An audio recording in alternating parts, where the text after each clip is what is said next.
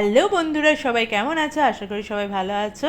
আজকে আমি একটা পটল পোস্ত রেসিপি নিয়ে চলে এসেছি। চলো কিভাবে বানাই তোমাদের দেখাই। প্রথমে পটলগুলো আমি ভেজে নিয়েছি, আর এখানে নিয়ে নিয়েছি পেঁয়াজ কুচি, রসুন কুচি, পোস্ত বাটা, ধনেপাতা কুচি আর গোটা গরম মশলা। কড়াতে তেল দিয়ে গোটা গরম মশলাটা একটু ভেজে নিয়ে আমি পেঁয়াজটা ভাজতে দিয়ে দেবো। পেঁয়াজটা একটু ভাজা ভাজা করে নিয়ে আমি রসুনটা দিয়ে দেবো।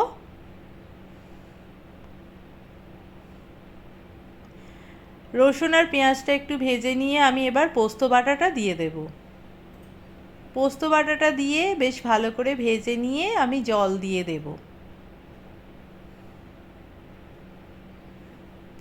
এবার দিয়ে দেব লঙ্কা গুঁড়ো, হলুদ গুঁড়ো, সামান্য চিনি আর ধনেপাতা কুচি দিয়ে মশলাটা বেশ ভালো করে কষিয়ে নেব। যতক্ষণ না তেল ছাড়ছে ততক্ষণ মশলাটা কষাতে হবে। দেখো বন্ধুরা, মশলা দিয়ে তেল ছেড়ে গেছে। এবার আমি পরিমাণ মতো জল দিয়ে দেব, আর দিয়ে দেব স্বাদ মতো নুন।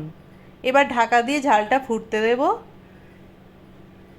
দেখো বন্ধুরা, ঝালটা ফুটে গেছে। এবার আমি ভেজে রাখা পটলগুলো দিয়ে দেব। পটলগুলো দিয়ে একটু নেড়ে চেড়ে নিয়ে আমি ঢাকা দিয়ে সেদ্ধ হতে দেব কিছুক্ষণের জন্য। দেখো আমার হয়ে গেছে পটল পোস্ত।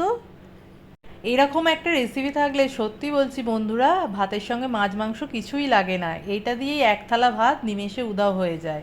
তাহলে সবাই একবার হলেও বাড়িতে বানিয়ে দেখো, আর কেমন হয়েছে অবশ্যই কমেন্ট করে জানাবে। সবাই ভালো থাকবে, সুস্থ থাকবে। টাটা।